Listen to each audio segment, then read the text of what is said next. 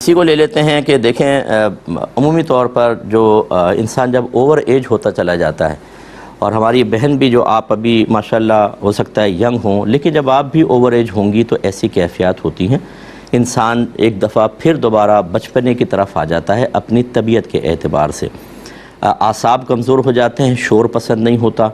اور تھوڑی تھوڑی بات پر غصہ آنا شروع ہو جاتا ہے، اور یہ بعض اوقات انسان کے قدرت و اختیار میں نہیں ہوتا۔ اگرچہ ہمیں اپنی پریکٹس ایسے رکھنی چاہیے، جوانی میں ہی ہمیں غور کرنا چاہیے کہ بڑھاپے میں کیا کچھ ہو سکتا ہے، تو پہلے ہی فیوچر پلاننگ کر کے اپنی طبیعت کو کنٹرول کرنے کی کوشش کرنی چاہیے، جس کا اکثر ہمارے گھروں میں شعور نہیں ہے۔ اور پھر یہ بیمار ہو جاتے ہیں جب ہمارے بڑے بوڑھے ہوتے ہیں، میڈیسنز یوز کر رہے ہوتے ہیں، اس کے بھی ایفیکٹس ہوتے ہیں طبیعت کے اوپر۔ تو کہنے کا مطلب یہ ہے کہ یہی ہمارا کمال ہے ہمارے مذہب اسلام کا، کہ ہمارا مذہب یہ نہیں کہتا کہ اگر آپ کے بڑے آپ اپنے تھوڑے سے مطلب آپ کی مرضی کے مطابق رویہ اختیار نہ کریں تو آپ ان کو گالیاں بکیں، بد دعائیں دیں، ان کی موت کی تمنا کریں، یا ان سے علیحدہ ہونے کا سوچیں یا گھر سے نکالیں۔ ایسا نہیں کرنا چاہیے۔ یہ کیفیات ہم پر بھی آ سکتی ہیں۔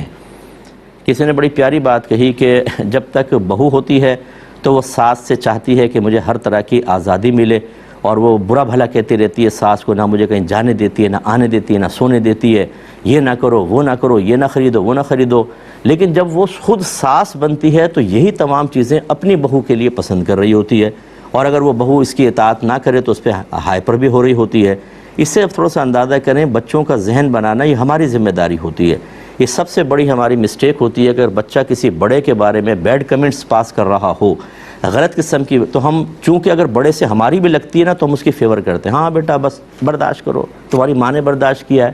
اللہ تعالیٰ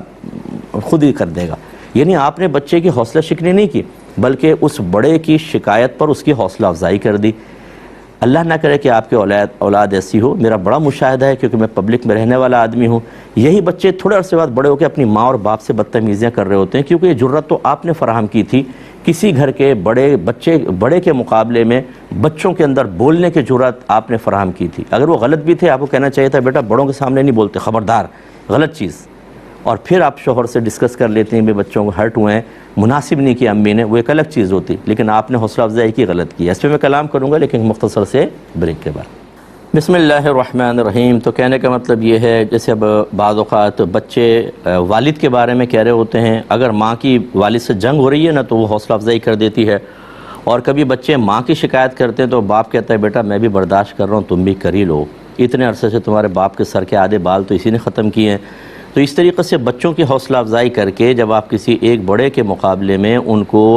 باطنی لحاظ سے جرأت مند کر رہے ہیں، تو یاد رکھیں اس کا اظہار جرأت ایک دن آپ کے سامنے بھی ہوگا، آپ اپنے پاؤں پہ کلہاڑی مار رہے ہیں۔ بچوں کی کبھی حوصلہ افزائی نہ کریں، بڑوں کے مقابلے میں حوصلہ شکنی ہی کریں، لیکن ان کی دل آزاری بھی نہ ہونے دیں، پیار محبت شفقت سے، بیٹا بڑوں کے ساتھ ایسی ہوتا ہے، ایسی ہوتے ہیں بڑے، کوئی بات نہیں، صبر کرو، اور پھر اپنے شوہر سے ڈسکس کر کے کوئی اچھا لائے عمل گھر کے اندر تیار کر سکتے ہوں تو کر لیں۔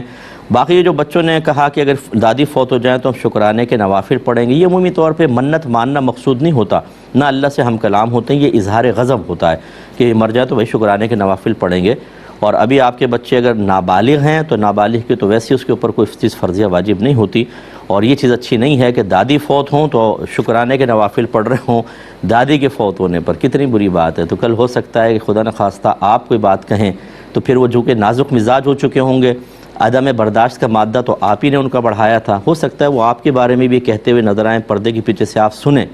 کہ ماما مریں تو پھر ہم بھی شکرانے کے نوافل پڑھیں گے۔ اس وقت آپ بہت ہرٹ ہوں گی ان بچوں کی گفتگو سے، لہٰذا اپنے بچوں کو ایسا نہ کرنے دیں۔